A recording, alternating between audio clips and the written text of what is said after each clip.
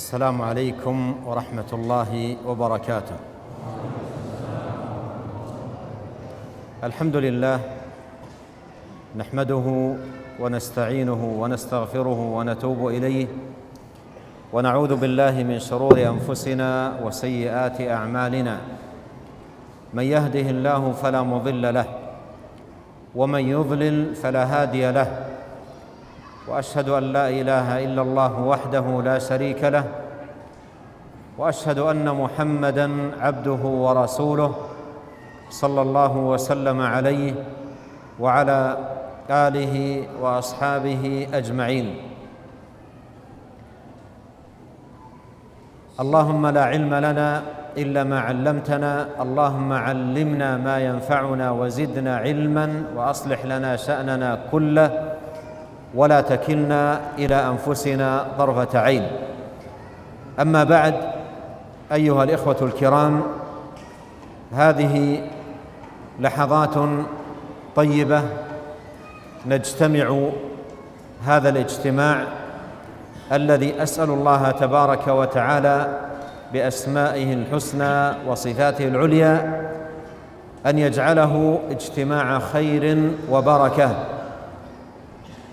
معمورا بطاعة الله عز وجل وما يبلغ رضوانه سبحانه وتعالى، وأن يجعل هذا المجلس مشمولا بالحديث الذي أشار إليه أخونا المقدم، وهو قول نبينا عليه الصلاة والسلام: ما اجتمع قوم في بيت من بيوت الله يتلون كتاب الله ويتدارسونه بينهم إلا نزلت عليهم السكينة وغشيتهم الرحمة وحفتهم الملائكة وذكرهم الله في من عنده.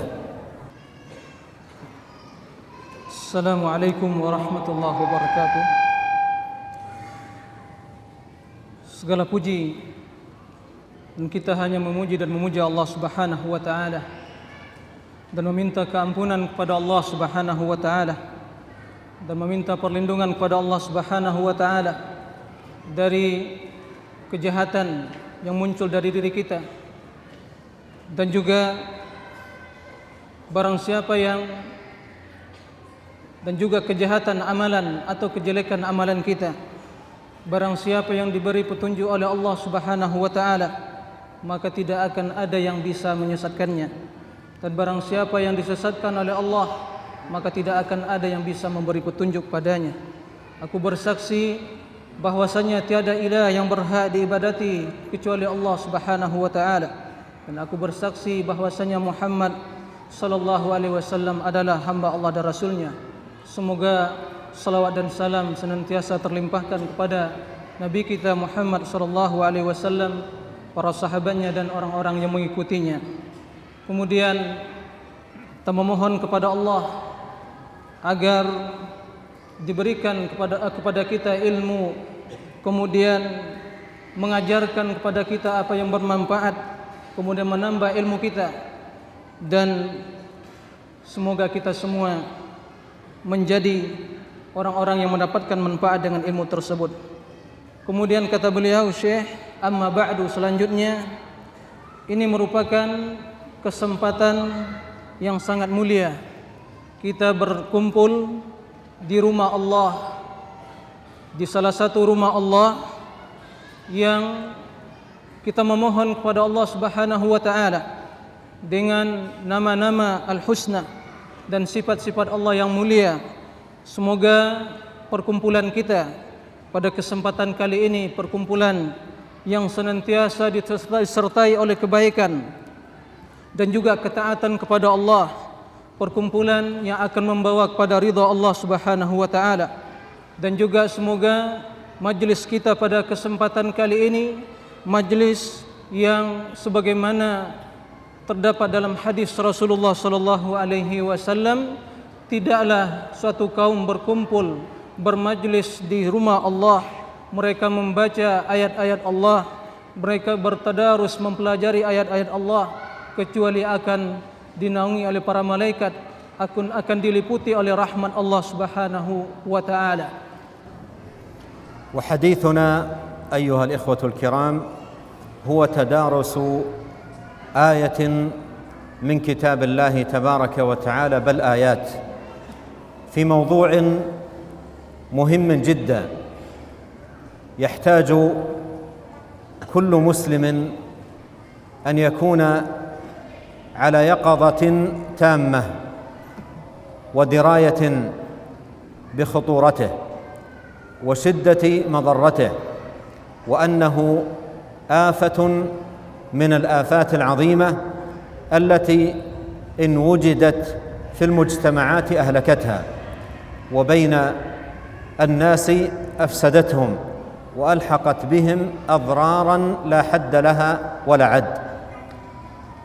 حديثنا أيها الإخوة الأكارم تأملات في قول الله سبحانه وتعالى: ولا يفلح الساحر حيث أتى. وليتم التأمل في هذا الجزء من الآية في سورة طه نتأمل السياق الذي وردت فيه بتمامه.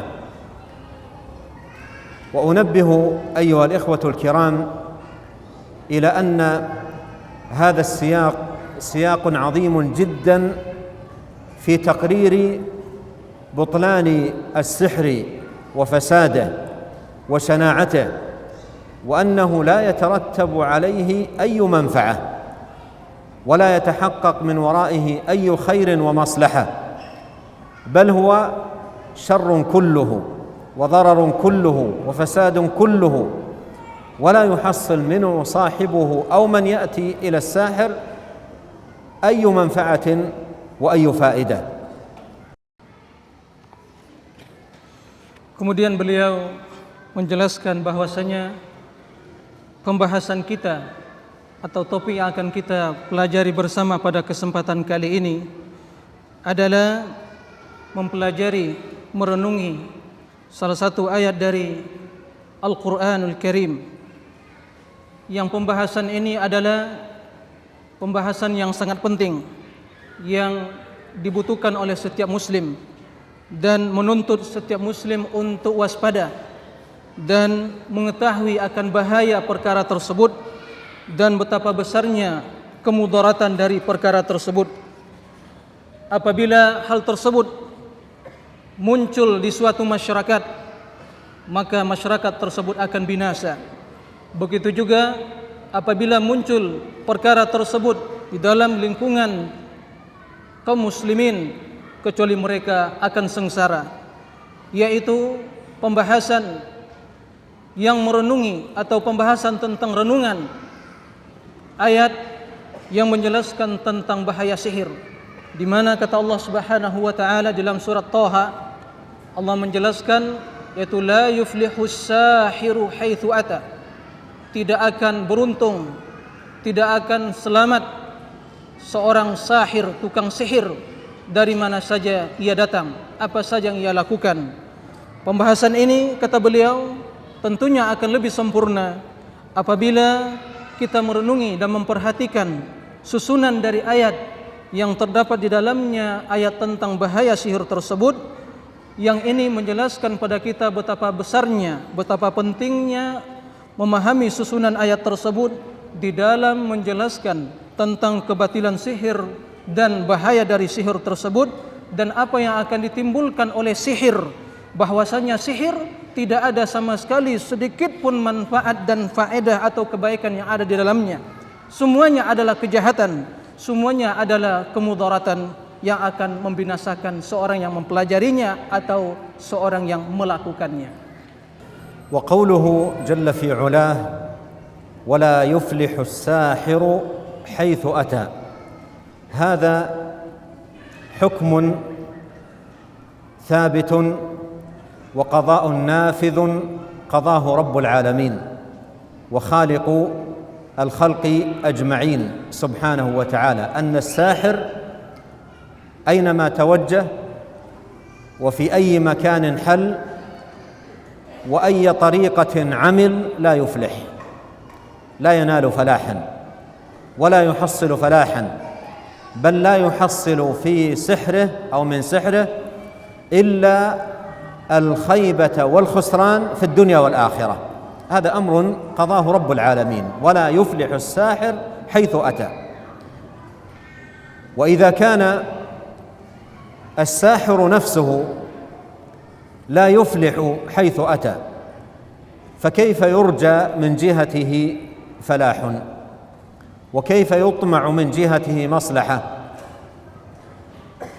أين عقول الناس من تدبر هذا المعنى العظيم والدلالة المباركة التي دلت عليها هذه الآية الكريمة؟ إذا كان الساحر نفسه لا يفلح، والذي ذكر ذلك هو رب العالمين الحكيم الخبير سبحانه وتعالى، فكيف يرجى من جهته فلاح؟ كيف يطمع من جهته صلاح؟ كيف يؤمل من جهته فائدة وهو نفسه لا يفلح؟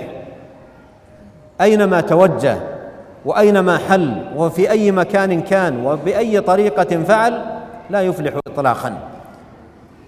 فينبغي أن تكون هذه الآية عنوانا متقررا ثابتا لرد إفك كل ساحر، لرد إفك كل ساحر، وتكون هذه الآية نبراسا لنا عندما يتحدث متحدث عن فائدة ترتجى أو أمل أو مصلحة أو منفعة تؤمل من جهة ساحر، تستحضر هذه الآية وتستذكر: ولا يفلح الساحر حيث أتى. فلا يمكن إطلاقا أن ينال أو أن تنال مصلحة من جهة ساحر أو منفعة من جهته، بل لا ينال هو ولا ينال أيضا من يأتي إلا الخيبة والخسران في الدنيا والآخرة.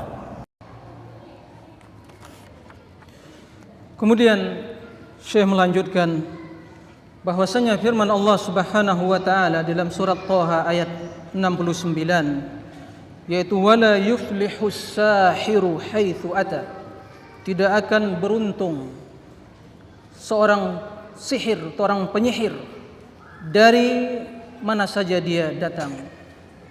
Ini kata beliau merupakan keputusan yang telah tetap dari Allah Subhanahu wa taala. Adalah qada yang telah Allah tentukan, qada yang datang dari Allah Rabbul Alamin, bahwasanya seorang sahir, tukang sihir, dia tidak akan pernah beruntung, dia tidak akan pernah mendapatkan kebaikan dari mana saja dia datang, di mana saja tempat dia tinggal, apa saja yang ia lakukan, perbuatan apa saja yang ia kerjakan untuk melakukan sihir tersebut, maka dia tidak akan mendapatkan keberuntungan dan kebaikan sedikit pun. Dan ini sebagaimana yang dijelaskan oleh ayat-ayat tersebut, bahwasanya seorang penyihir tidak akan mendapatkan dari perbuatan sihirnya kecuali hanya kerugian di dunia dan akhirat. Jika seorang penyihir tidak akan mendapatkan kebaikan di dunia dan akhirat kecuali hanya kejahatan, kecuali hanya kemudaratan, maka bagaimana diharapkan seseorang yang datang pada tukang sihir mendapatkan atau mengharapkan kebaikan? Dia sendiri tidak akan pernah mendapatkan kebaikan. Bagaimana orang yang akan datang untuk mengharapkan kebaikan darinya? Oleh karena itu, sebagaimana yang dijelaskan oleh Allah Subhanahu wa taala, hendaklah ayat ini menjadi pegangan kita, menjadi obor penerang jalan kita, yang senantiasa memperingatkan kita akan bahaya sihir, bahwasanya penyihir dan orang-orang yang datang pada tukang sihir tentu tidak akan mendapatkan kebaikan. Jika ada orang yang mengatakan bahwasanya ada kebaikan yang bisa diharapkan didapatkan dari tukang sihir, maka tentu ini telah jelas kebatilannya, karena Allah Subhanahu wa taala menjelaskan bahwasanya la yuflihus sahiru haitsu ata, tidak akan beruntung, tidak akan selamat, tidak akan mendapatkan kebaikan tukang sihir atau penyihir apa saja yang ia lakukan untuk melakukan sihir tersebut. وقد جاءت هذه الآية ضمن سياق في سورة طه ذكر الله سبحانه وتعالى فيه نزالا عجيبا وعظيما كان بين إمام من أئمة الحق والهدى ومن صفوة عباد الله ومن خير رسل الله أولي العزم من الرسل موسى عليه صلوات الله وسلامه مع طاغية الأرض الذي ادعى أنه رب العالمين وأنه لا يعلم للناس إلها غيره، إلى غير ذلك من صنوف الطغيان وألوان الكفر والبهتان والظلم والجور الذي اتصف به ذلك الطاغية. ومن طغيانه وجوره أنه أسهم إسهاما كبيرا في الترويج للسحر ومكن للسحرة وفتح لهم مجالات واسعة جدا، فكانوا أعوانا له وأنصارا، كما سيتضح ذلكم من خلال هذا السياق العظيم في سورة طه. والله جل وعلا أرسل نبيه موسى عليه السلام إلى فرعون الذي طغى ليبين له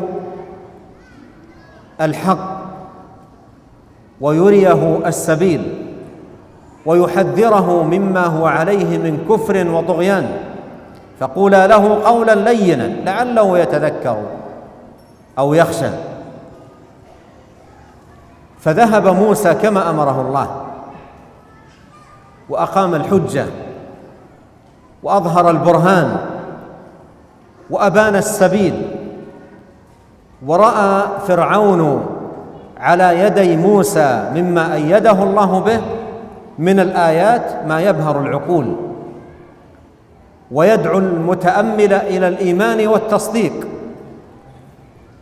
لكنه أبى لنفسه إلا الطغيان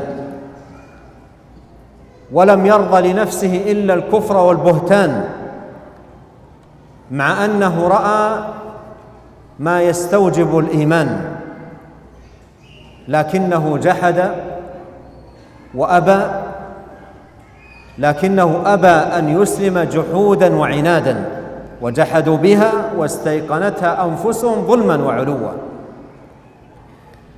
وتأمل في هذا السياق قول الله سبحانه: ولقد أريناه آياتنا كلها فكذب وأبى.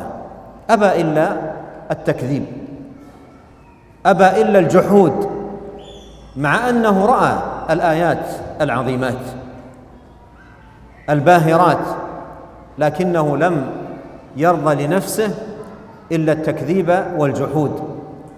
قال جل وعلا: ولقد أريناه آياتنا كلها فكذب وأبى. ثم زعم أن نبي الله موسى إنما جاء بشيء من السحر وضرب من ضروب السحر، فقال: أجئتنا لتخرجنا من أرضنا بسحرك يا موسى؟ وانظر ملامسته لشيء يحرك نفوس الجهال. من الذي يرضى أن يخرج من أرضه ويبعد من مكانه ويطرد من بيوتاته؟ لا أحد يرضى لذلك. فزعم وروج شيئا لامس فيه نفوس الجهال أن موسى إنما جاء بضرب من ضروب السحر من أجل أن يخرج الناس من أرضهم، ومن أجل أن تكون السيادة له والعلو في الأرض له. هذا بزعم هذا الطاغية فرعون قال أجئتنا لتخرجنا من أرضنا بسحرك يا موسى فلنأتينك بسحر مثله هذا السحر الذي جئت به سنأتيك بسحر مماثل له فلنأتينك بسحر مثله فاجعل بيننا وبينك موعدا لا نخلفه نحن ولا أنت مكانا سوى. طلب تحديد وقت ومكان يجتمعون فيه، بحيث يأتي موسى بهذه الآيات التي معه والتي يزعم فرعون أنها ضرب من ضروب السحر، ويأتي فرعون بالسحر الذي يزعم أنه مماثل لهذا الذي جاء به موسى عليه صلوات الله وسلامه. قال فاجعل بيننا وبينك موعدا لا نخلفه نحن ولا أنت مكانا سوى، أي نجتمع في مكان معلم واضح، أرض مستوية منبسطة، بحيث كل من حضر يشاهد النزال، بحيث يكون كل من حضر يشاهد النزال، أرض مستوية منبسطة، فمن حضر إلى المكان أيضا يشاهد النزال. وحدد لنا موعدا معينا ووقتا محددا نجتمع فيه. فاختار موسى عليه صلوات الله وسلامه يوم العيد. لماذا؟ اختار عليه صلوات الله وسلامه يوم العيد لأنه يوم يتفرغ فيه جميع الناس من أعمالهم ويتخلوا من أشغالهم وشؤونهم وأعمالهم ووظائفهم إلى غير ذلك، بحيث يجتمع أكبر عدد ممكن من الناس. ولهذا ألهم الله سبحانه وتعالى نبيه أن قال موعدكم يوم الزينة وأن يحشر الناس ضحى. الموعد يوم العيد، ويوم العيد هو يوم الزينة. واختار ماذا؟ وقت الضحى. اختار وقت الضحى، ووقت الضحى هو بداية وضح النهار، بحيث يكون كل الأمور واضحة. والسحر كما ذكر العلماء رحمهم الله سلطانه في الليل، وأكثر عمل السحرة وأغلبه في الليل. وإذا استدعى المقام من ساحر أن يتعاطى سحرا في النهار فإنه يختار غرفة مظلمة ويشعلها أيضا بالأبخرة والأدخنة، فسلطان السحر بالليل. اختار موسى عليه صلوات الله وسلامه وضح النهار، اختار هذا الوقت حتى يتمكن كل من حضر إلى هذا المكان من المعاينة والمشاهدة بتمام الوضوح.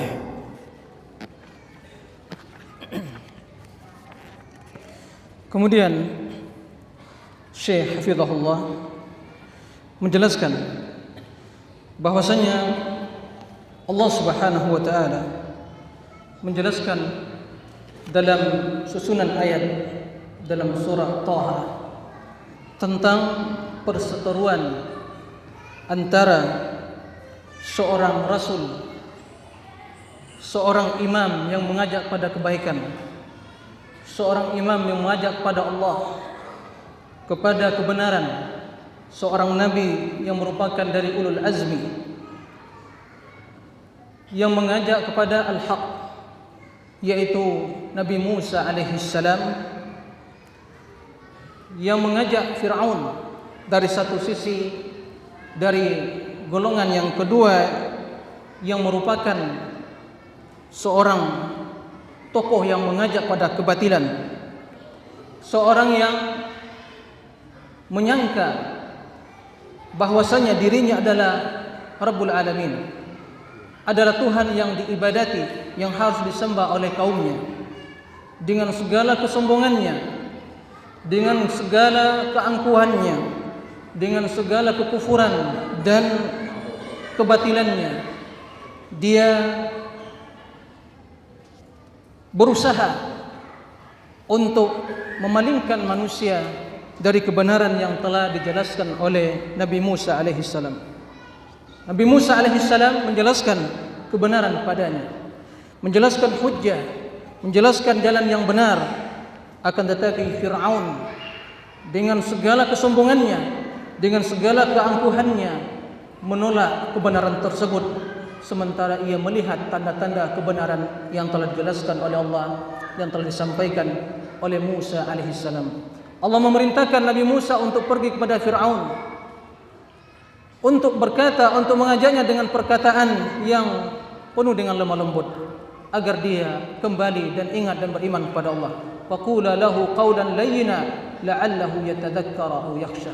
Katakan kepada Fir'aun tersebut perkataan yang lembut, perkataan yang lembut, sehingga mudah-mudahan dia ingat dan menjadi orang yang beriman. Hal itu disampaikan oleh Musa, sehingga diperlihatkan oleh Musa kepadanya tanda-tanda kebenaran, akan tapi dia enggan dan sombong dan tidak menerima hal itu. Sebagaimana dijelaskan oleh Allah Subhanahu wa taala, "Walaqad arainahu ayatina kullaha fakadzdzaba wa aba." Sungguh kami telah memperlihatkan kepada Fir'aun, yaitu tanda-tanda ayat-ayat yang menjelaskan kebenaran yang datang dari Allah secara keseluruhan, yang menjelaskan bahwasanya Allah Rabbul Alamin. Lalu Fir'aun mendustai dan sombong. Kemudian tidak cukup hanya sekadar dia mendustai dan sombong dan angkuh, akan tetapi dia berusaha mempengaruhi para pengikutnya agar tidak mengikuti ajaran Musa, sehingga dia mengatakan, qala ajitana litukhrijana min ardina bi sihrika ya Musa.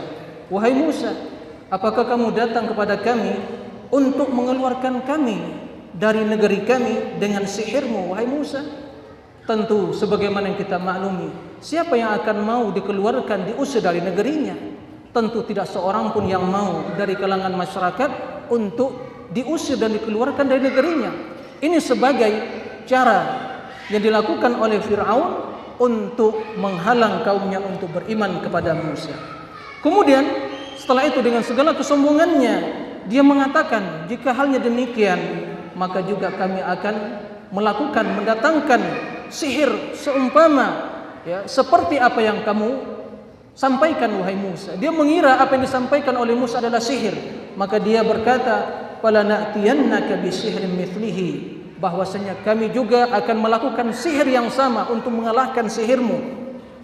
Lalu dia mengatakan, faj'al bainana wa bainaka mau'idan la nukhlifuhu. Maka sekarang tentukan tempat di mana kita akan bertemu untuk memperlihatkan, saling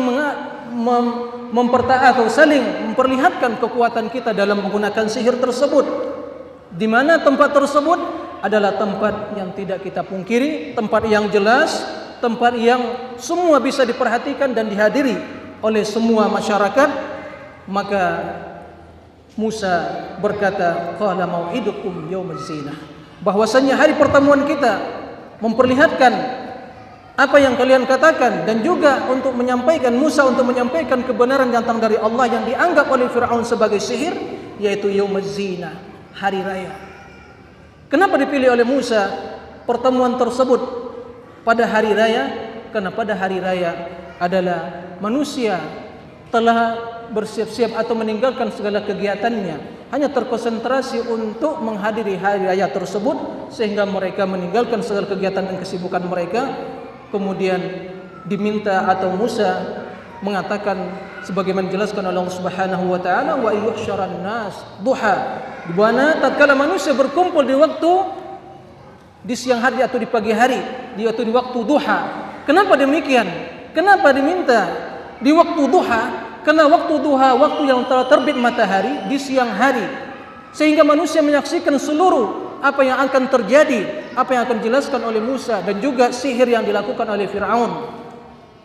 Sebagaimana dijelaskan oleh para ulama, Kenapa Musa memilih waktu di siang hari? Karena bahwasanya kekuatan sihir itu akan berpengaruh tatkala pelakunya, tukang sihir itu melakukan di malam hari. Oleh karena itu, jika mereka juga melakukan di siang hari, itu biasanya mereka memilih tempat yang gelap, ya, yang tidak ada cahaya dan cahaya menerangi tempat mereka. Ini adalah, ya, salah satu atau bentuk dari makar yang dilakukan oleh Fir'aun untuk menyesatkan manusia dari mengikuti jalan Allah Subhanahu wa ta'ala. Qala Allah azza wa jalla fatawalla fir'aun fajama'a kaydahu thumma ata. Ijtama'a as-sahara wa احتشدوا في المكان وكان عددهم كبير جدا. ذكر بعض المفسرين أنه يقرب من 30,000 ساحر، وذكر ما هو أكثر من ذلك وما هو أقل، لكن ما ذكره المفسرون رحمهم الله تعالى يفيد أن العدد الذي جمعه فرعون من السحرة في ذلك اليوم عدد كبير جدا، حتى قيل إنه يبلغ ذلك المبلغ. اجتمع هؤلاء السحرة وكانوا من كبراء السحرة في المهارة بالسحر، لأنه عندما طلب جمع السحرة لم يطلب أي ساحر، وإنما طلب أن يؤتى بكل سحار عليم، لا أن يؤتى بأي ساحر. فجمع أكابر السحرة المهرة في السحر في ذلك الزمان، جمع منهم خلق كبير واجتمعوا في الميدان. لما اجتمعوا في ذلك الميدان قال موسى، وانتبه إلى أهمية الوعظ في كل مكان، قال موسى عليه السلام قبل أي أمر يكون ويقع في ذلك الميدان، قال لهم موسى: ويلكم لا تفتروا على الله كذبا فيسحتكم بعذاب وقد خاب من افترى.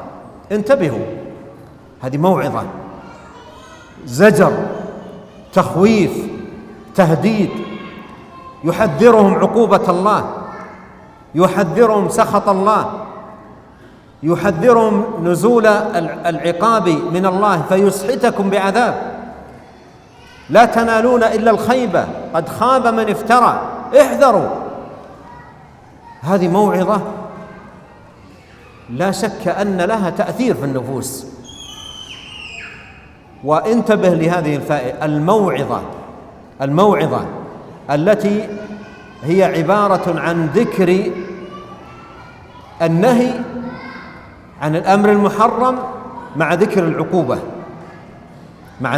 العقوبة، وما أعده الله سبحانه وتعالى لمن فعل هذا الأمر. ولهذا قال: فيسحتكم بعذاب، أي لن تنالوا إلا عذابا يهلككم غاية الإهلاك. احذروا عقوبة الله، احذروا سخط الله سبحانه وتعالى. وعظهم بهذه الموعظة الجامعة المؤثرة، فعلا كانت مؤثرة، أثرت. فما الذي حدث؟ قال الله: فتنازعوا أمرهم بينهم.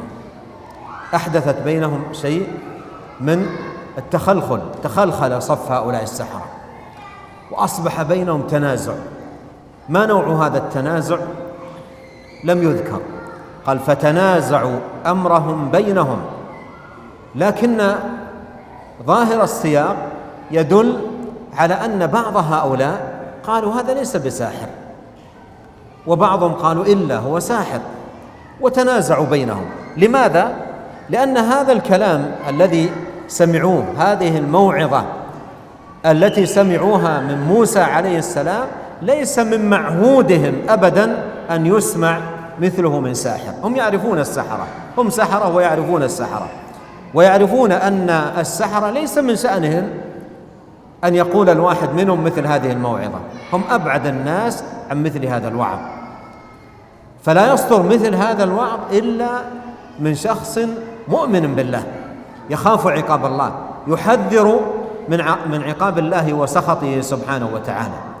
فتنازعوا أمرهم بينهم، لكن اشتغل فريق من هؤلاء السحرة، اشتغل بالسر وبالخفاء، وأخذ يعيد للصف تماسكه.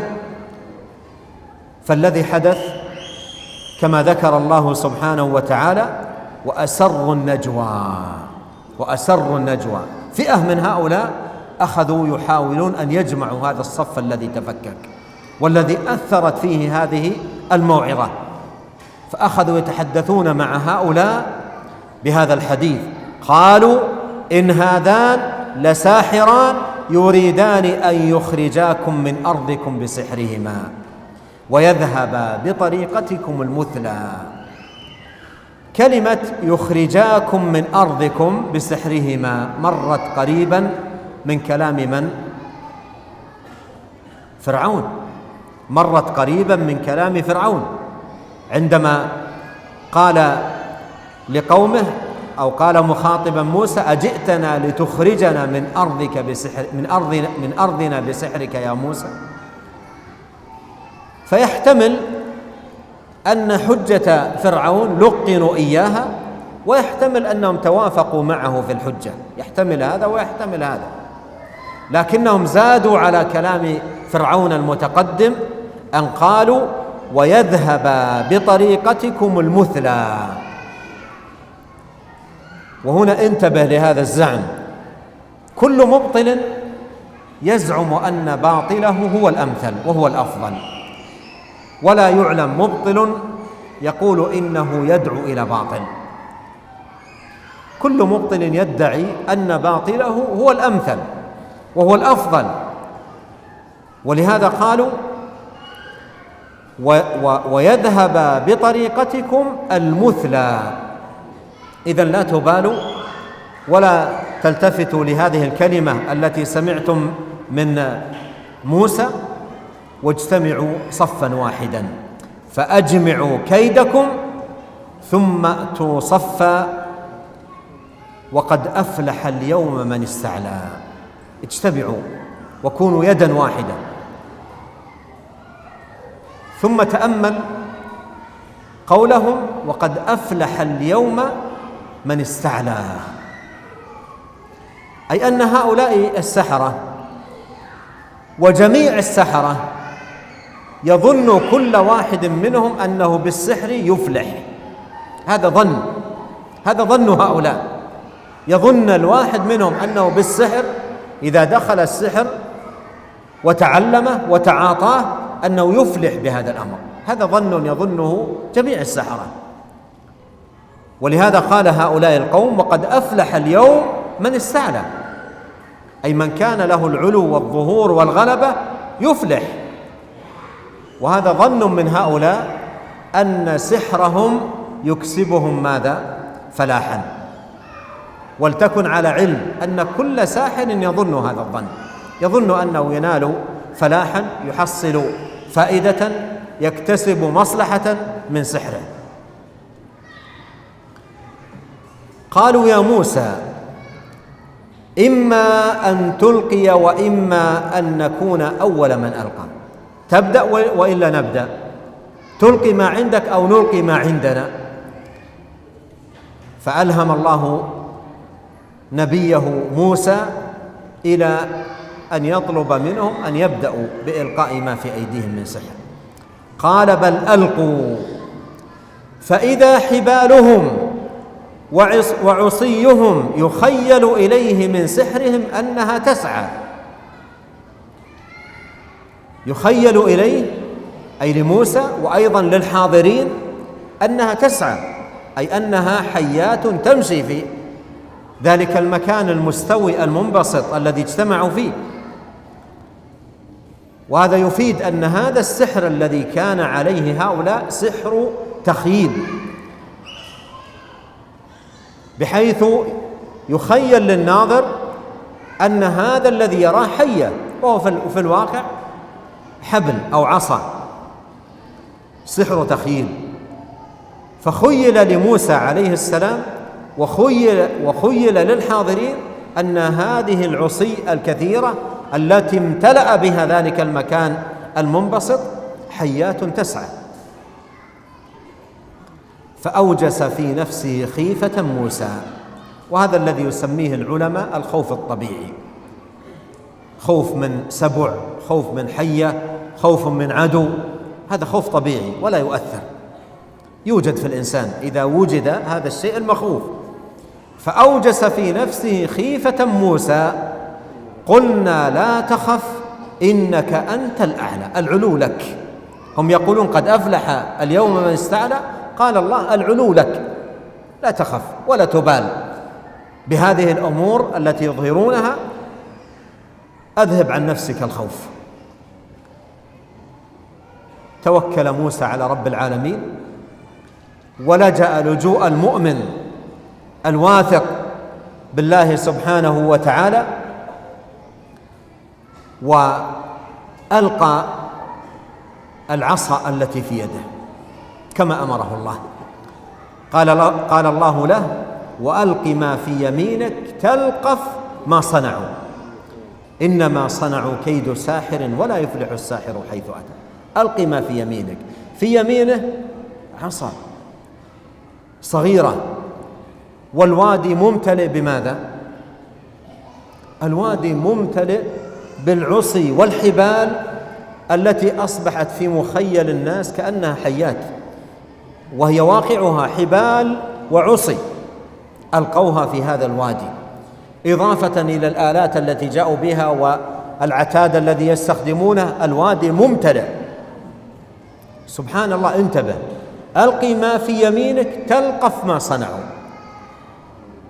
تلقف ما صنعوا أي تبتلع جميع هذه الأشياء التي جمعوها في هذا الواد، كلها تبتلعها هذه العصا.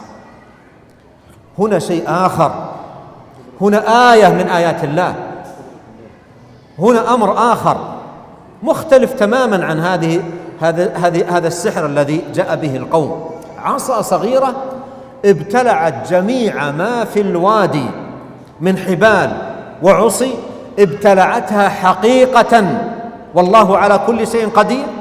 ابتلعتها حقيقة، ثم بعد هذا الابتلاع عادت عصا في يد موسى كما كانت. سبحان الله، أين هذا الكم الهائل من العصي؟ وأين ذاك الكم الهائل من الحبال والعتاد والأمور الكثيرة؟ أين ذهبت؟ الله على كل شيء قدير. ابتلعتها هذه الحية وعادت عصا في يد موسى، لم تنتفخ وتمتلئ وتصبح عصا ضخمة ممتلئة، وإنما عادت كما هي عصا صغيرة في يد موسى عليه صلوات الله وسلامه. نعم. Kemudian Syekh melanjutkan, tatkala manusia telah berkumpul ya dari pada tempat yang telah ditentukan di waktu duha, maka Fir'aun sebagaimana dijelaskan Allah Subhanahu wa taala, fatawalla Fir'aun wa jama'a kaidahu tsumma ata, maka dia pergi mengumpulkan makarnya, yaitu para penyihir yang dikumpulkan oleh Fir'aun, kemudian dia datang membawa mereka para ahli sihir tersebut. Kemudian dijelaskan oleh para ulama mufassirin bahwasanya jumlah ahli sihir atau tukang sihir yang dibawa atau yang didatangkan oleh Fir'aun tersebut, itu kata mereka melebihi dari 30.000 penyihir. Yang 30.000 lebih penyihir itu adalah yang ahli sihir, yang senior, yang ahli dalam sihir. Nah, kemudian setelah itu kata Allah Subhanahu wa taala, dalam kondisi yang seperti itu telah berkumpul para penyihir tersebut, yang ribuan tukang sihir tersebut.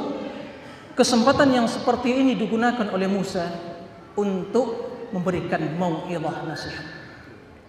Kata beliau, ini perlu kita perhatikan, kita cermati, bahwasanya mau'izah peringatan, nasihat, yaitu memperingatkan manusia dari larangan Allah yang disertai dengan menyebutkan ancaman yang akan Allah turunkan kepada orang-orang yang melanggar larangan tersebut.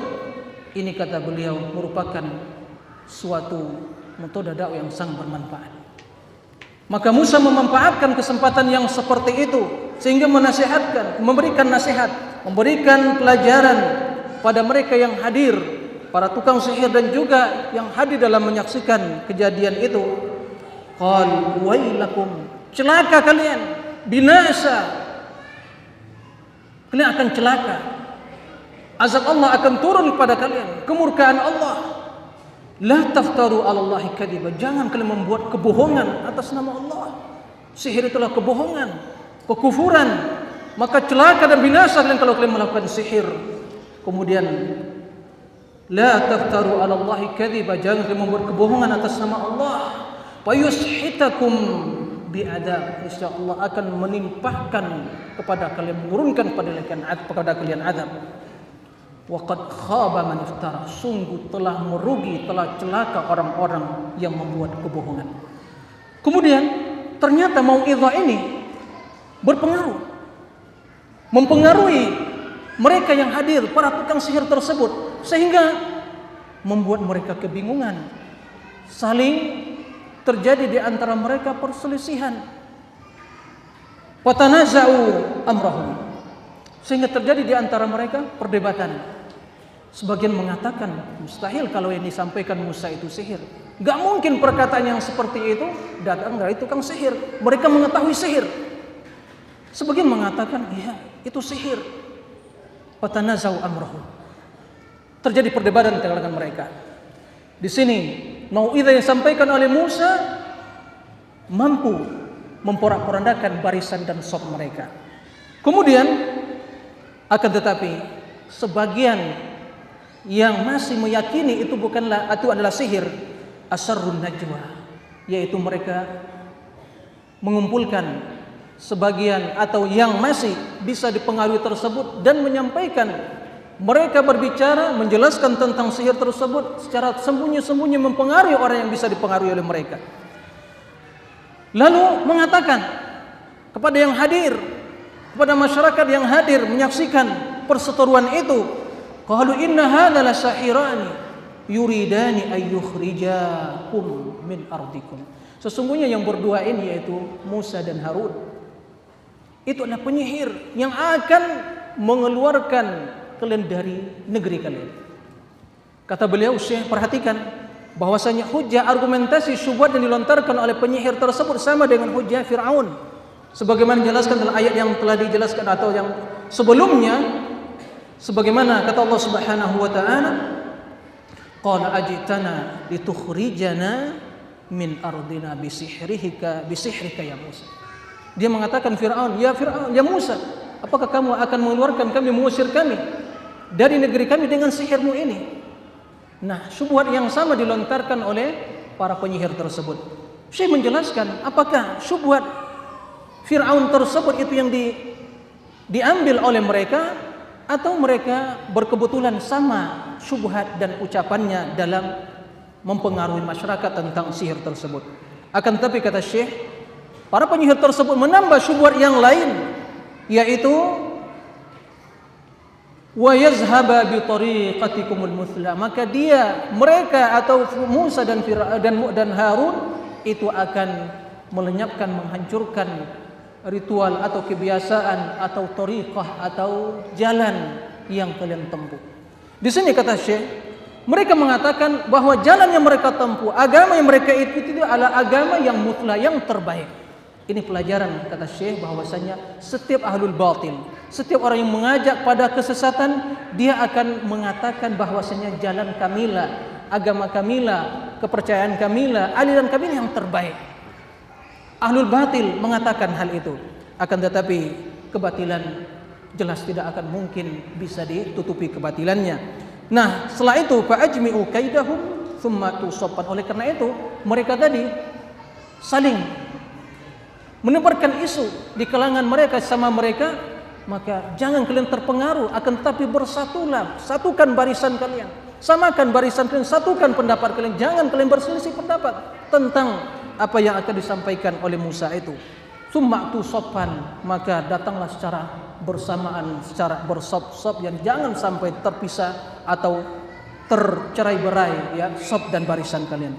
Wa qad aflahal yawma man ista'la, dan sungguh kata Allah, kata mereka, sungguhnya akan beruntung pada hari ini orang yang menang di dalam perseteruan ini. Kata Syekh, seluruh penyihir tersebut menyangka dia akan berhasil, akan sukses, akan menang dan akan bahagia dengan sihirnya. Akan tetapi kenyataannya berbeda. Qalu ya Musa, lalu mereka mengatakan, wahai Musa, apakah kamu yang akan terlebih dahulu melemparkan yaitu tongkat yang ada padamu? Wa imma an nakuna awwala man alqa, atau kami yang lebih dahulu. Lalu apa kata Allah Subhanahu wa taala? Qala bal alqu, akan tapi lemparkanlah terlebih dahulu apa yang ada pada kalian. Lalu tali yang mereka miliki, benang yang mereka miliki, tali dan juga tongkat-tongkat yang mereka miliki itu dilemparkan. Yukhayyalu ilaihi min sihrihim anha tas'a, sehingga diperlihatkan dalam pandangan manusia ya itu bergerak, berjalan. Tali yang ada, tongkat yang ada tersebut yang begitu banyak ya menutupi seluruh tempat yang ada di tempat perseteruan tersebut, sehingga manusia mengira itu adalah suatu hal atau tongkat atau ular yang berjalan dengan sesungguhnya. Akan tetapi inilah takhyil, hanya sekedar ditakhyil, yaitu prasangka saja, tapi tidak hakikatnya. Dan ini kata para ulama dikenal dengan sihrut takhyil, yaitu hanya memperlihatkan kepada manusia bahwa itu dia bergerak, berjalan, tapi pada hakikatnya tidak berjalan dan tidak bergerak. Kemudian fa'aujasa fi nafsihi khifatan Musa. Lalu Musa, sebagaimana fitrah seorang manusia, dia melihat kondisi yang seperti itu takut. Dan ini kata Syekh adalah khaufut tabi'i, sifat takut yang hanya tabiat manusia. Dia takut dari binatang buas, takut dari ular, itu biasa, tidak mempengaruhi keimanan dia. Akan tetapi Allah mewahyukan kepada Nabi Musa, qulna la takhaf, jangan kamu khawatir Musa, bahwasanya innaka antal a'la, kamu yang akan menang.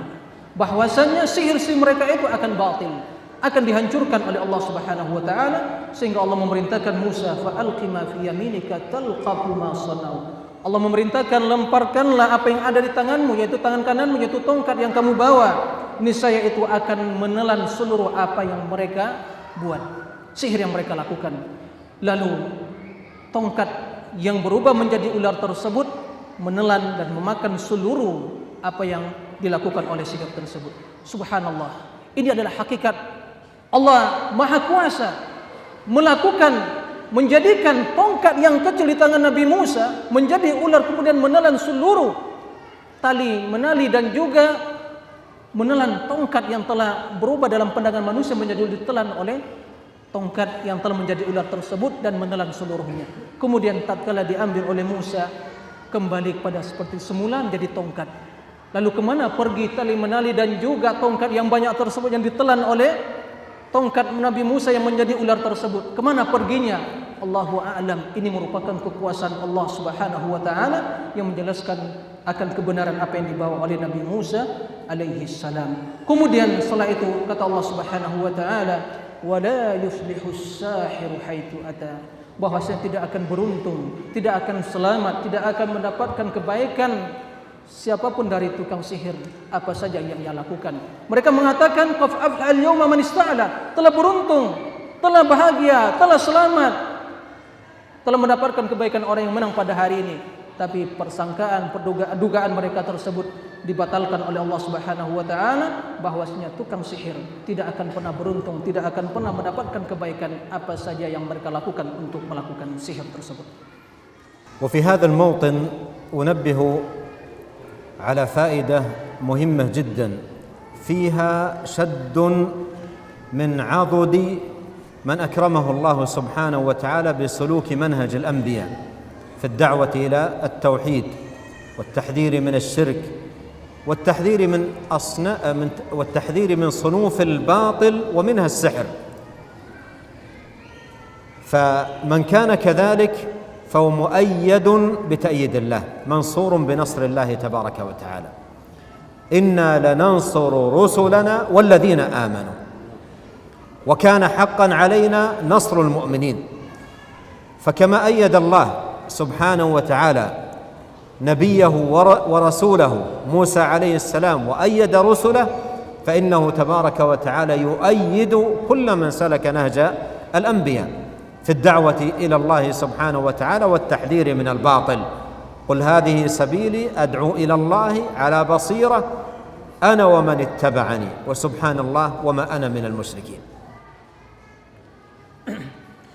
Kemudian kata Syekh, dari pelajaran atau apa yang dijelaskan oleh Allah Subhanahu wa taala dalam perseteruan antara hak dan kebatilan tentang sihir dan apa yang dilakukan Nabi Musa alaihissalam, terdapat pelajaran atau sebuah sugesti, motivasi dan menambah semangat para dai yang menyeru pada kebaikan, orang-orang yang menyeru pada kebaikan. Maka pada Nabi Musa alaihissalam dan para anbiya terdapat suri tauladan bagi mereka. Oleh karena itu, orang-orang yang mengajak pada tauhid, yang melarang dari kesyirikan, mengajak pada kebaikan, maka mereka akan senantiasa mendapatkan pertolongan Allah Subhanahu wa taala.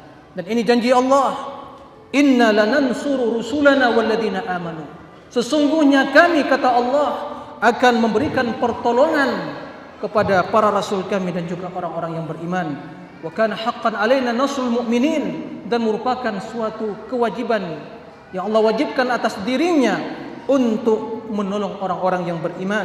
Maka barang siapa yang menyeru pada agama Allah, agama yang lurus, jalan Allah, wa an hadza sirati mustaqiman fattabi'u, bahwasanya wa hadza ud'u na'am wa anna hadza sirati mustaqiman fattabi'u. Qul hadhihi sabili adu ila Allah ala basirah ana wa man ittaba'ani. Katakanlah, sesungguhnya inilah jalanku yang lurus.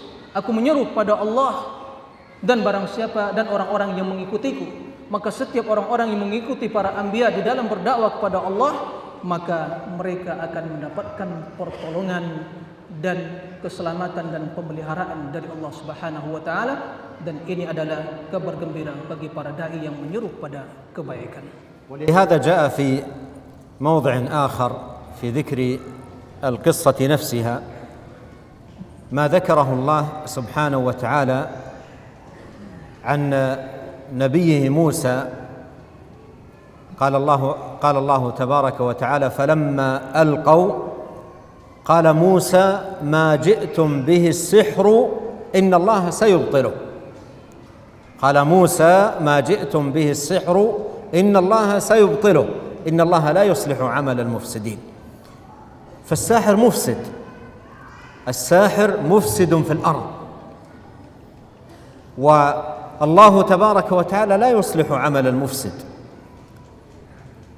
والله جل وعلا يتولى المصلحين بتأييده ونصره وتثبيته وعونه ومده.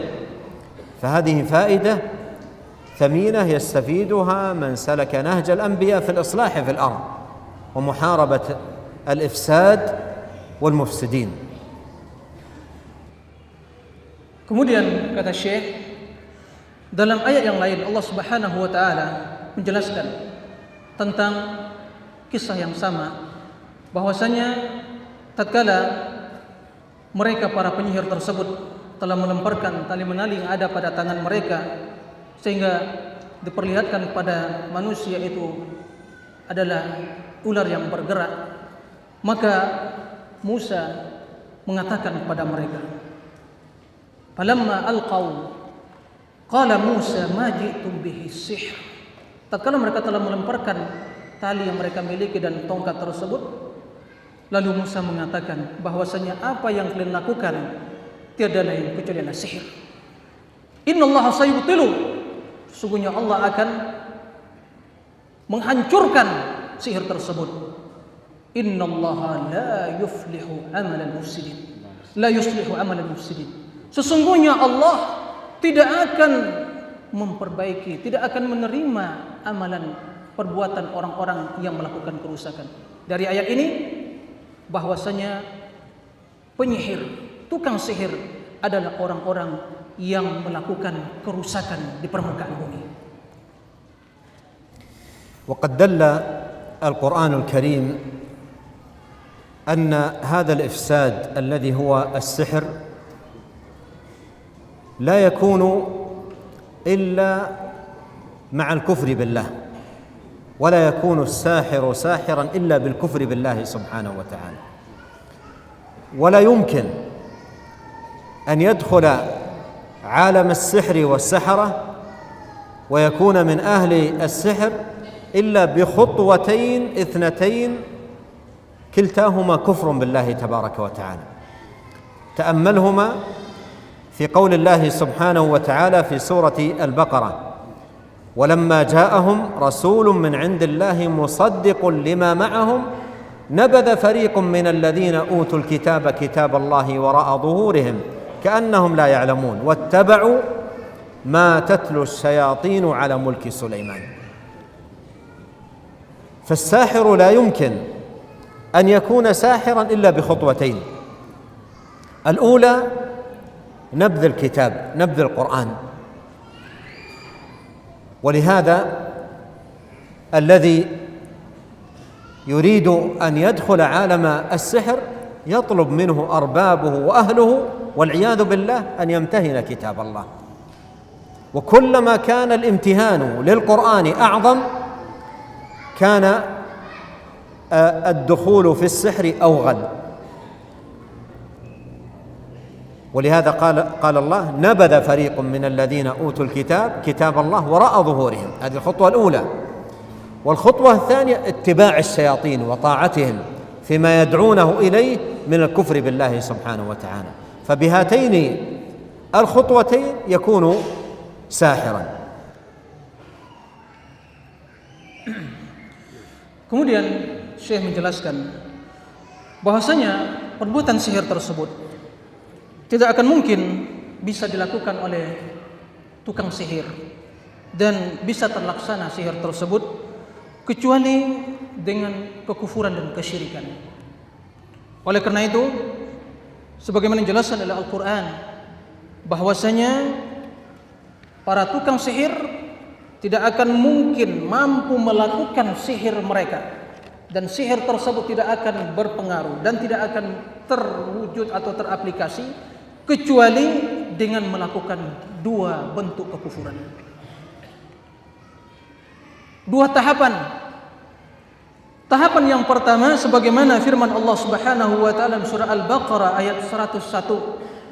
Walamma ja'ahum rasulun min indillah musaddiqun lima ma'ahum nabadha fariqum minal ladzina utul kitaba kitaballahi wara'a dhuhurihim ka'annahum la ya'lamun. Dan tatkala datang pada mereka rasul dari Allah, rasul utusan Allah, membenarkan apa yang ada bersama mereka, membenarkan apa yang ada pada mereka, kitab yang ada pada mereka sebelumnya. Datang rasul, akan tetapi sebagian dari orang-orang ahlul kitab yaitu meninggalkan Al-Quran wara'a dhuhurihim, yaitu di belakang mereka, melemparkan Al-Quran, meninggalkan kalamullah, seolah-olah mereka itu tidak mengetahui. Bahkan mereka mengetahui itu kebenaran, tapi tatkala datang Rasul membawa kebenaran Al-Quran, yaitu dilemparkan oleh mereka, tidak diterima. Ini khutwah tahapan yang pertama, yaitu tidak akan mungkin mereka mampu melakukan sihir kecuali apabila meninggalkan Al-Quran. Bahkan sebagaimana fenomena menjelaskan bahwasanya perilaku sihir, bahwasanya apabila ada orang yang datang pada tukang sihir meminta agar dia melakukan sihir, maka pertama sekali dia minta adalah untuk mendatangkan Al-Quran, kemudian untuk menghinakan Al-Quran. Semakin penghinaan pada Al-Quran semakin besar, maka semakin terbuka peluang yang besar untuk terlaksananya sihir. Jadi semakin dihinakan Al-Quran, maka sihir tersebut akan bisa dilakukan. Yang kedua, khutwah yang kedua, tahapan yang kedua yang dilakukan oleh penyihir agar bisa melakukan sihir adalah ittiba'us syayatin, mengikuti syaitan. Dan ini dijelaskan Allah Subhanahu wa taala, wattaba'u ma tatlu syayatin ala mulki Sulaiman, bahwasanya mereka mengikuti apa yang disampaikan oleh syaitan ala mulki Sulaiman, pada kerajaan Nabi Sulaiman. Nah, Allah. وقد دل هذا السياق المبارك كما ذكر أهل العلم رحمهم الله تعالى على كفر الساحر من وجوه 7. الأول في قوله تبارك وتعالى نبذ فريق من الذين أوتوا الكتاب كتاب الله وراء ظهورهم، وهذا النبذ لكتاب الله كفر بلا ريب. الوجه الثاني في قوله تبارك وتعالى واتبعوا ما تتلو الشياطين على ملك سليمان، واتبعوا ما تتلو الشياطين على ملك سليمان، وهذا الاتباع اتباع للشياطين فيما تدعو إليه من الشرك. وفي الدعاء الماثور أعوذ بك من الشيطان وشركه، أي ما يدعو إليه من الشرك والكفر بالله. الوجه الثالث تبرئة الله لنبيه سليمان عليه السلام ما نسبه إليه هؤلاء من تعاطٍ للسحر بقوله جل وعلا وما كفر سليمان، فبرأه من السحر بقوله وما كفر سليمان، مما يدل على أن تعلم السحر وتعاطيه كفر، لأن الله برأ سليمان عليه السلام من السحر بقوله وما كفر سليمان. الوجه الرابع قول الله سبحانه وتعالى ولكن الشياطين كفروا يعلمون الناس السحر، فذكر كفر الشياطين مقرونا بتعليمهم للناس السحر. الوجه الخامس ما ذكره الله عن الملكين اللذين أنزلهما ابتلاء وامتحانا، قال وما يعلمان من أحد حتى يقولا إنما نحن فتنة فلا تكفر. والوجه السادس في قول الله سبحانه وتعالى ولقد علموا لمن اشتراه ما له في الآخرة من خلاق، أي ليس له حظ ولا نصيب.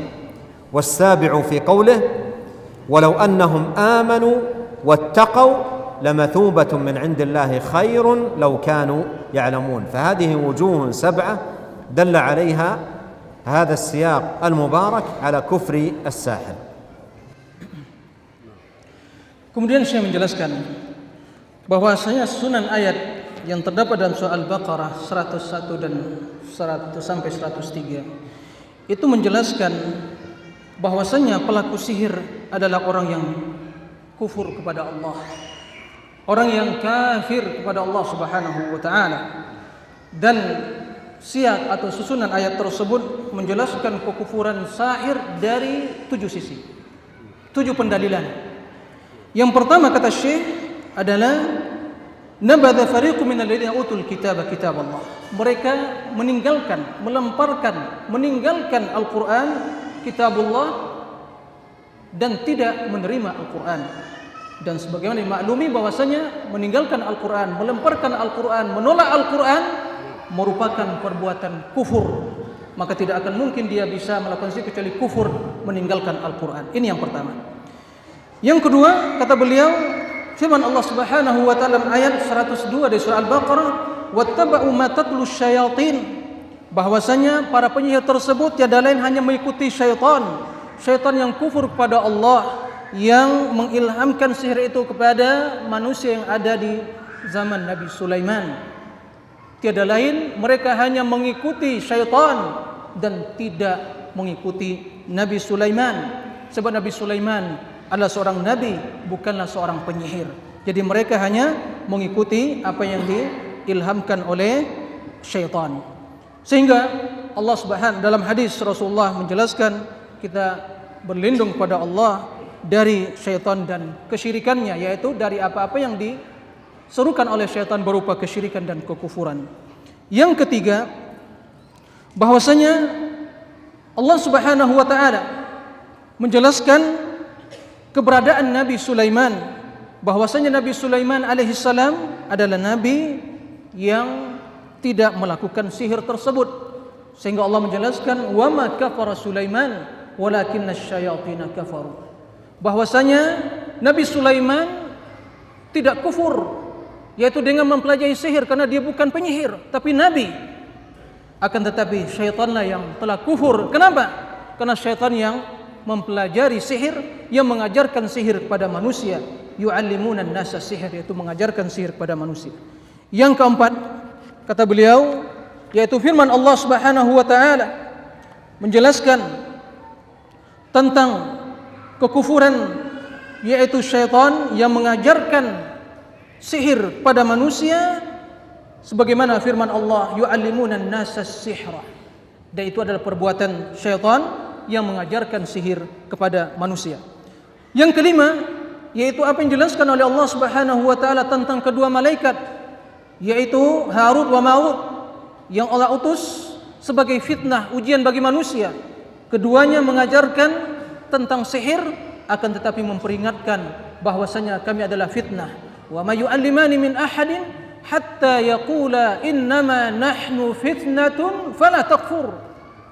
Dan tidaklah keduanya mengajarkan seseorang tentang sihir kecuali mengatakan kami ini fitnah, ujian dari Allah, maka janganlah kalian kufur, yaitu dengan mempelajari sihir.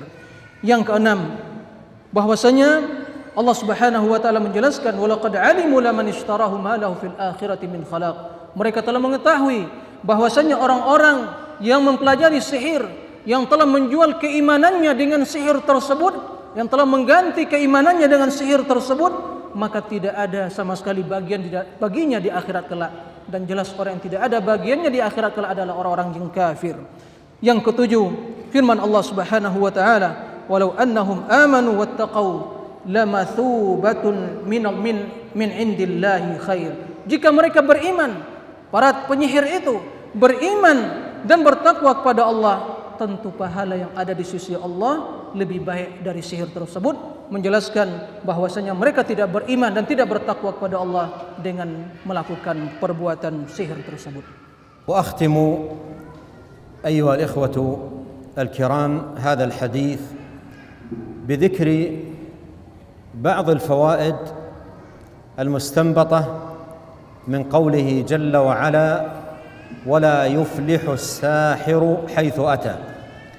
أذكرها على شكل أو صورة نقاط دون تفصيل حتى لا يطول بنا الحديث.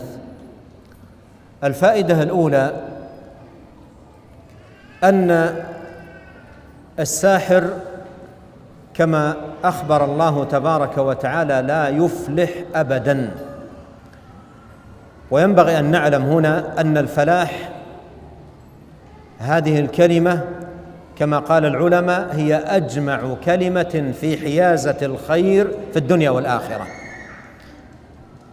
فنفيه عن الساحر نفي لتحصيل الساحر للخير في دنياه وأخرى، فهو خائب خاسر في الدنيا والآخرة.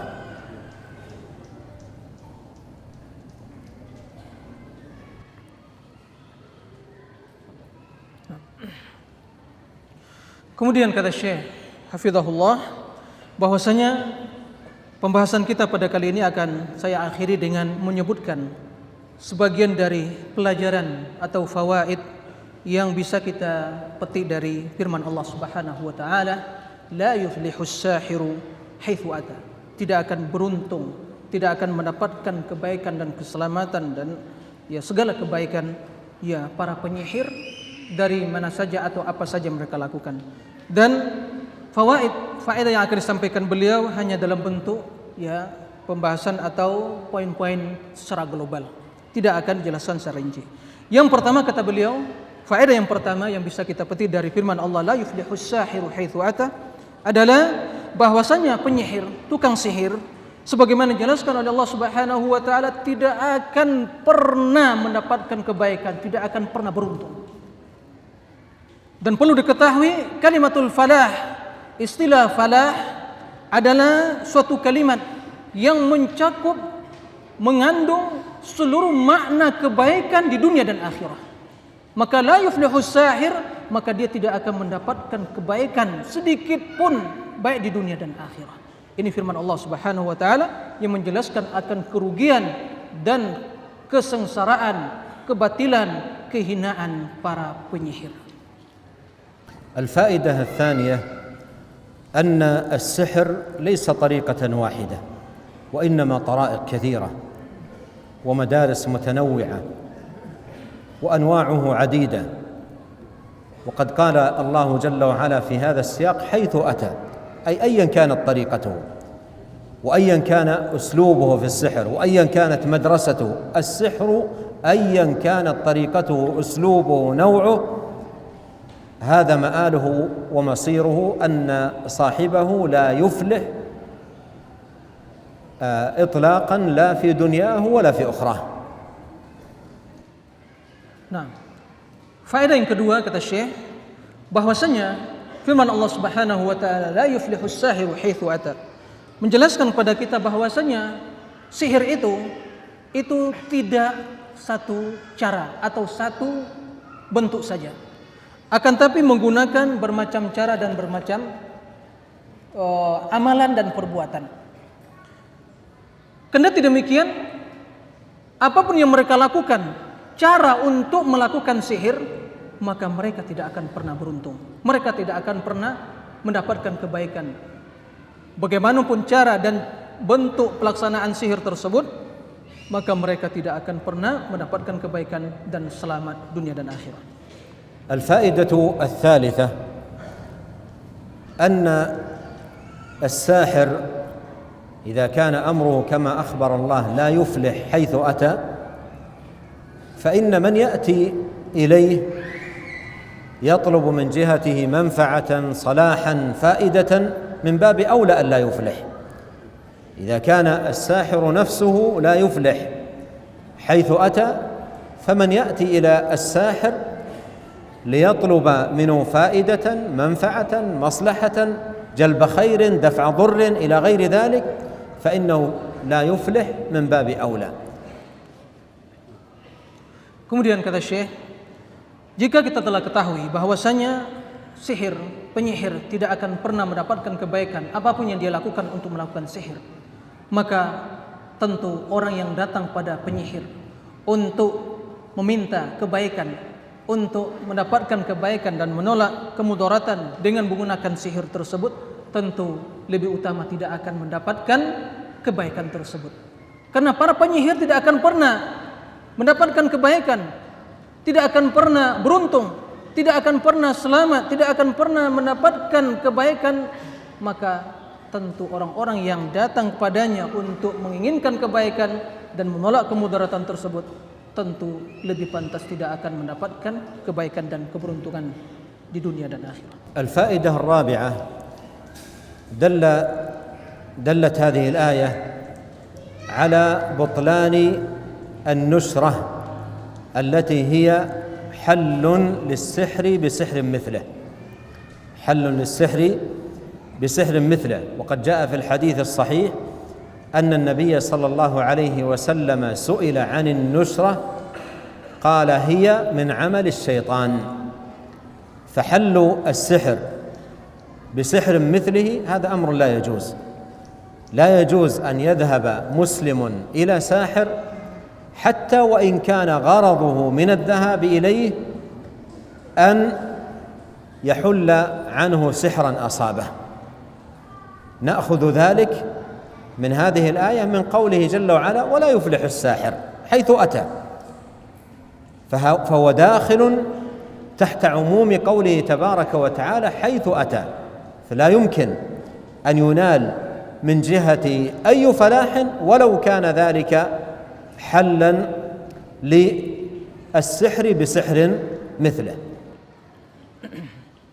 Faedah yang keempat kata Syekh, ayat yang telah kita bacakan tersebut yaitu la yuflihus sahiru haitsu ata, menjelaskan akan kebatilan yang dikenal dengan an-nusyrah, yaitu menghilangkan sihir dengan sihir yang serupa. Jadi mengobati sihir dengan cara sihir. Nah, ini sebagaimana yang dijelaskan dalam hadis yang sahih, Rasulullah sallallahu alaihi wasallam ditanya tentang perbuatan tersebut, Maka beliau menjawab sallallahu alaihi wasallam, hiya min amali syaitan, bahwa perbuatan tersebut adalah dari amalan syaitan. Maka tidak dibenarkan bagi seseorang untuk datang pada tukang sihir untuk melepaskan sihir dari dirinya, untuk menyembuhkan sihir tersebut, untuk melepaskan, sebab perbuatan tersebut perbuatan yang terlarang. Karena bagaimanapun para penyihir, apapun yang dia lakukan tidak akan pernah mendapatkan kebaikan, tidak akan pernah beruntung, karena Allah menjelaskan la yuflihus sahiru haitsu ata. Tidak akan beruntung, tidak akan selamat penyihir apa saja yang ia lakukan. الفائدة الخامسة أن الساحر إذا علم أنه لا يفلح، أي لا ينال خيرا لا في الدنيا ولا في الآخرة، فإن من يأتيه حتى وإن كان غرضه حل السحر أيضا يصيبه ما أصاب الساحر من الخيبة وعدم الفلاح. ولهذا فإن السحرة عندما يأتيهم آت ولو كان مراده حل سحر أصابه لا يعالجونه إلا بتقرب للشياطين، لا يعالجونه إلا بتقرب للشياطين، فربما عالجوا مرضا يسيرا في الشخص وأوقعوه في بلاء عظيم وهو الكفر بالله والوقوع في الشرك بالله والتعلق بالشياطين والتقرب لهم إلى غير ذلك. Faedah yang kelima dari ayat tersebut, bahwasanya apabila telah diketahui para penyihir tidak akan pernah mendapatkan kebaikan dari perbuatan sihir tersebut di dunia dan akhirah, maka orang yang datang pada tukang sihir, kendati tujuannya adalah untuk mengangkat sihir itu dengan cara sihir tersebut juga, maka orang yang seperti itu juga tidak akan pernah mendapatkan kebaikan, bahkan kerugian yang akan senantiasa menyertai dirinya. Dan sebagaimana jelaskan Syekh, boleh jadi penyakit yang ingin disembuhkan dengan cara sihir tersebut ringan, akan tetapi secara spontanitas orang tersebut telah terjerumus ke dalam perkara yang lebih besar, yaitu kekufuran. Karena sebagaimana diketahui, tukang sihir, penyihir tidak akan mungkin bisa melakukan sihir tersebut kecuali dengan mendekatkan diri kepada syaitan dan kufur kepada Allah Subhanahu wa taala. Oleh karena itu, siapa yang datang pada tukang sihir untuk mengobati sihir tersebut, maka tidak akan mendapatkan kebaikan dunia dan akhirat, bahkan kerugian dan kesengsaraan dunia dan akhirat. الفائدة السادسة أن هذه الآية تقوي في قلب المؤمن التوكل على الله والثقة به سبحانه وتعالى، لأن الله عز وجل أخبر أن الساحر لا يفلح، ومر معنا في آية تقدمت وما هم بضارين به من أحد إلا بإذن الله. فهذا يقوي في العبد التوكل على الله والثقة بالله سبحانه وتعالى، وعدم التفات إلى القلب وعدم التفات القلب إلى السحرة وأعوانهم خوفا منهم أو نحو ذلك، بل هو على ثقة بربه وتوكل على مولاه جل وعلا، يزداد إيمانا، يزداد ثقة، يزداد توكلا على الله تبارك وتعالى، وهو يعلم أنه لا يمكن أن يضره شيء إلا شيء بإذن الله تبارك وتعالى، فهو إليه وحده يلجأ وعليه وحده يتوكل وبه وحده يستعين. Pelajaran selanjutnya, bahwasanya ayat yang menjelaskan tentang kemudaratan sihir tersebut, bahwasanya orang-orang yang atau para penyihir tersebut tidak akan pernah mendapatkan kebaikan dari perbuatan sihir tersebut. Ayat ini akan memperkuat keimanan seseorang, akan meneguhkan hati seseorang yang beriman pada Allah Subhanahu wa taala, yang akan menanamkan sifat tawakal kepada Allah Subhanahu wa taala dan percaya pada Allah Subhanahu wa taala. Karena seorang tukang sihir, karena para penyihir tidak akan mendapatkan kebaikan, tidak akan pernah beruntung apapun yang dia lakukan. Dan mereka tidak akan bisa memudaratkan seseorang, mencelakakan seseorang kecuali dengan izin Allah Subhanahu wa taala. Sebagaimana kata Allah Subhanahu wa taala, "Wa ma hum bidarrina bihi min ahadin illa biidznillah." Dan mereka tidak akan mampu memudaratkan, mencelakakan seseorang dengan sihir tersebut kecuali dengan izin Allah. Maka ayat ini tentu memperkuat tawakal seseorang kepada Allah Subhanahu wa taala. Allah lah tempat dia kembali, Allah tempat dia bergantung, Allah lah tempat dia bertawakal, dan dialah tempat kita meminta pertolongan. الفائدة السابعة أن الفلاح والعلو إنما هو لأهل الإيمان.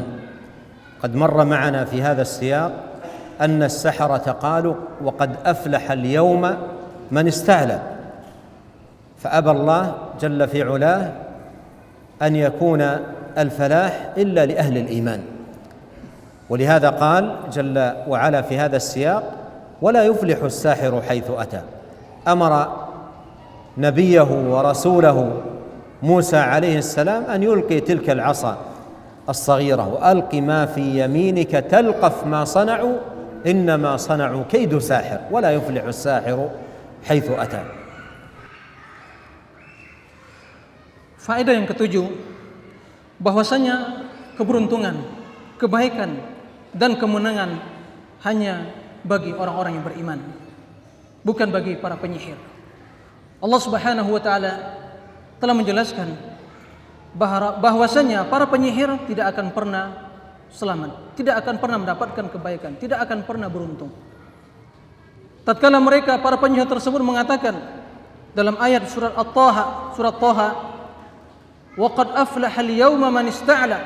Sungguh telah beruntung, telah menang, telah selamat, telah mendapatkan kebaikan pada hari ini orang-orang yang menang, yaitu mereka menyangka mereka menang dalam sihir, akan menang dalam sihir.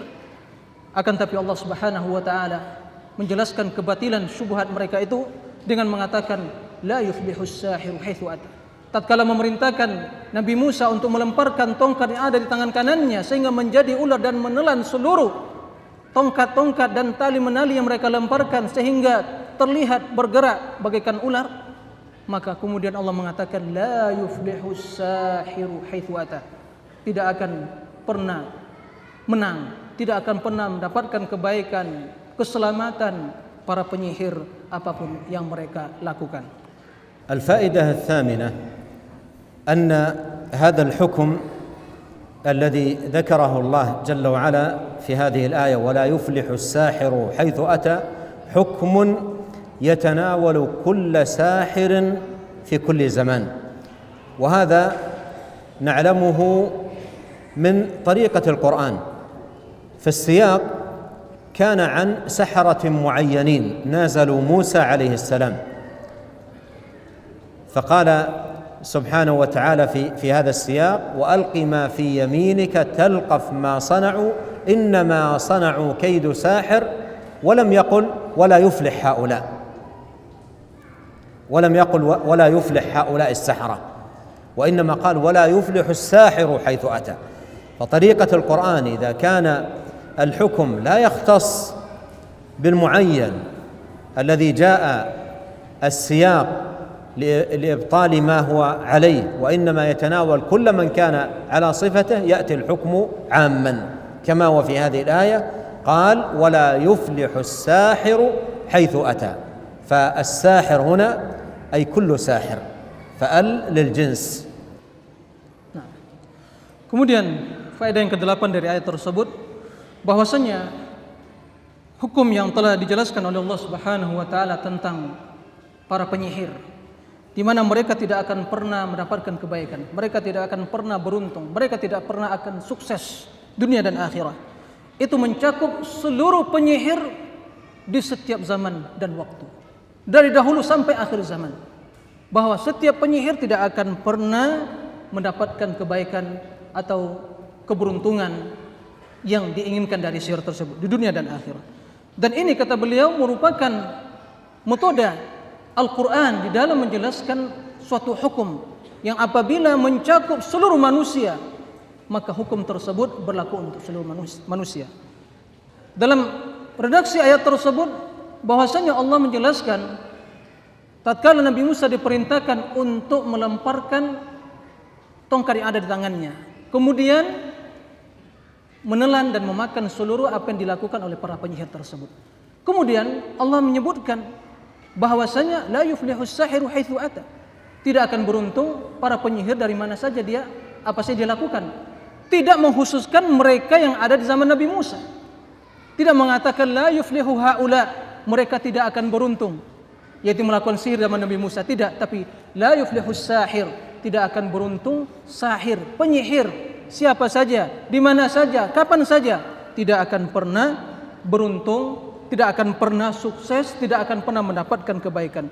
Dan ini sebagaimana dijelaskan oleh beliau bahwasanya merupakan metode Al-Quran di dalam menjelaskan sebuah hukum yang apabila hukum tersebut tidak khusus bagi orang-orang tertentu, tapi mencakup seluruh orang yang melakukan perbuatan yang sama.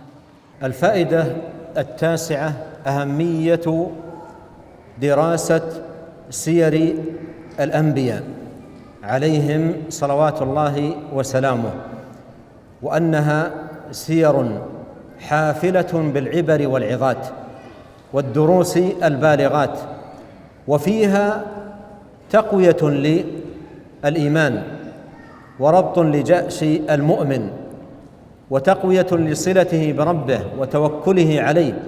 فمن يقرأ هذه القصص ونظائرها وأمثالها في كتاب الله والتي ذكرها الله سبحانه وتعالى في كتابه يجد فيها العبر والعظات والدروس البالغات، كما قال الله تبارك وتعالى لقد كان في قصصهم عبرة لأولي الألباب.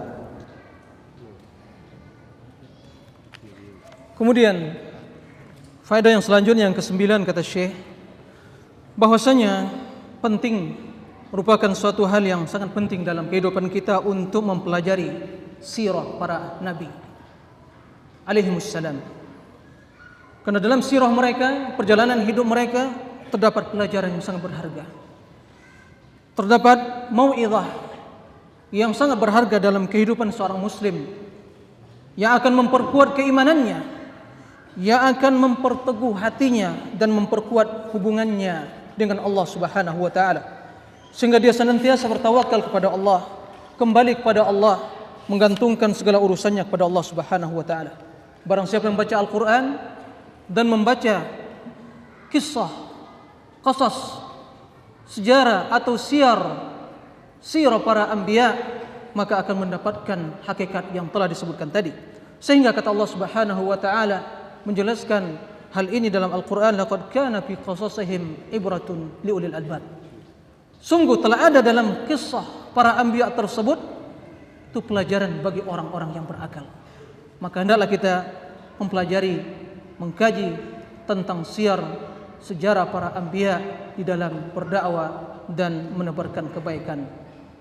الفائدة العاشرة والأخيرة في هذه الآية شاهد لقول الله تبارك وتعالى ومن يتوكل على الله فهو حسبه، وقول الله تبارك وتعالى أليس الله بكاف عبده. فموسى في ذلك الموقف كان أمامه من عتاولة السحرة ما يقربون من 30,000 أو أكثر أو أقل، كما ذكر ذلك أهل التفسير. وجميع ما جاءوا به من سحر وجمعوه من كيد ووقوفهم صفا واحدا ضد موسى عليه السلام، كل هذا الركام أبطله الله. ما جئتم به السحر إن الله سيبطله، أبطله الله. وكان مآل هؤلاء القوم الخيبة وعدم الفلاح. Kemudian faedah yang ke-10 yang terakhir, bahwasanya ayat yang menjelaskan tentang la yuflihus sahiru haitsu ata. Menjelaskan tentang firman Allah Subhanahu wa taala yang terdapat dalam ayat yang lain, yaitu wa may tawakkal 'ala Allah fa huwa hasbuh. Barang siapa yang bertawakal kepada Allah, maka tentu dialah yang cukup baginya, yaitu menjaga, memelihara dan memberikan pertolongan padanya. Alaihissallahu bikafin abdah. Bukankah atau tidakkah Allah Subhanahu wa taala cukup bagi seorang hamba? Apa maksudnya? Cukup untuk memeliharanya, menyelamatkannya dan menjaganya. Oleh karena itu, Musa di hadapan khalayak ramai, di hadapan manusia, para penyihir dan para pengikutnya,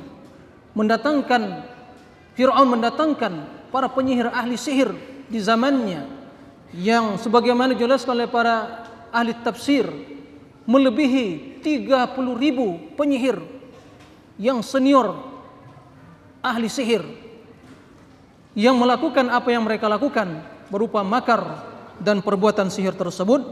Akan tetapi semuanya itu Allah hancurkan hanya dengan memerintahkan Musa untuk melemparkan tongkat yang kecil sehingga menelan seluruh perkara atau bentuk-bentuk sihir tersebut.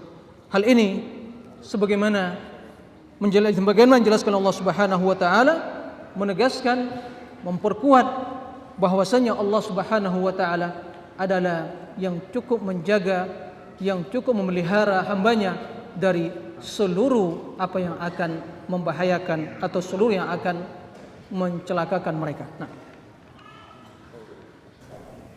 وأسأل الله العظيم رب العرش العظيم بأسمائه الحسنى وصفاته العليا أن يوفقنا أجمعين لما يحبه ويرضاه من سديد الأقوال وصالح الأعمال، وأن يصلح لنا شأننا كله، وألا يكلنا إلى أنفسنا طرفة عين. اللهم أصلح لنا ديننا الذي هو عصمة أمرنا، وأصلح لنا دنيانا التي فيها معاشنا، وأصلح لنا آخرتنا التي فيها معادنا، واجعل الحياة زيادة لنا في كل خير، والموت راحة لنا من كل شر. اللهم إنا نعوذ بك من شرور أنفسنا وسيئات أعمالنا ومن شر كل دابة أنت آخذ بناصيتها، ونعوذ بك من شر الشيطان وشركه، ونسألك بأسمائك الحسنى وصفاتك العليا أن تهدينا أجمعين، وأن تسددنا، وأن تصلح لنا شأننا كله، وألا تكلنا إلى أنفسنا طرفة عين. اللهم اغفر لنا ولوالدينا وللمسلمين والمسلمات والمؤمنين والمؤمنات الأحياء منهم والأموات. اللهم اقسم لنا من خشيتك ما يحول بيننا وبين معاصيك، ومن طاعتك ما تبلغنا به جنتك، ومن اليقين ما تهون به علينا مصائب الدنيا.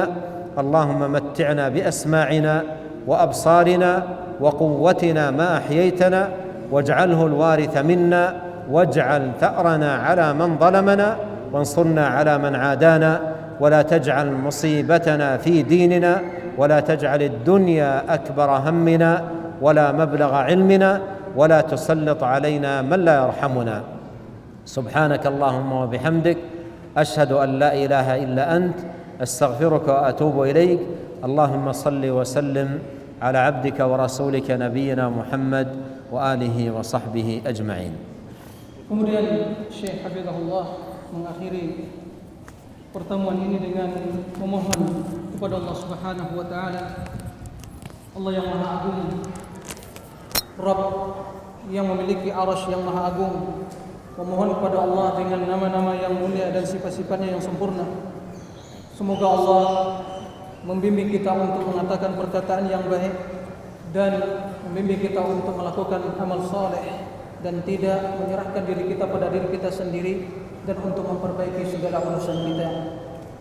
Ya Allah, perbaikilah agama kami yang merupakan pegangan hidup kami. Perbaikilah dunia kami yang merupakan tempat kami hidup, dan perbaikilah akhirat kami, tempat kami kembali. dan jadikanlah kematian sebagai ketenangan atau keselamatan bagi kami. Ya Allah, kami berlindung padamu dari kejahatan diri kami dan juga dari kejahatan setiap makhluk yang Engkau yang memilikinya, yang menguasainya, dan seluruh kejahatan syaitan dan kesyirikannya. Ya Allah, tunjukilah kami pada jalan kebaikan dan bimbinglah kami untuk amal kebaikan. Ya Allah, ampunilah dosa kami dan dosa kedua orang tua kami dan dosa kaum muslimin dan muslimat, baik yang telah meninggal atau yang masih hidup. Ya Allah, berikanlah kepada kami sifat takut padamu yang akan membendung kami dari melakukan maksiat. Ya Allah, berikanlah, bimbinglah kami untuk ketaatan yang akan menyampaikan kami kepada surgamu.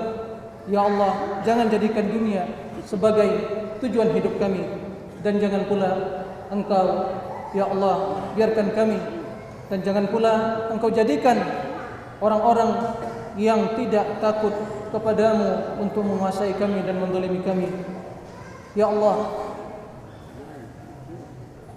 perbaikilah agama kami dan dunia kami dan akhirat kami. Kemudian kata Syekh, wa sallallahu wasallam ala nabiyina Muhammadin wa ala alihi wa sahbihi wasallam.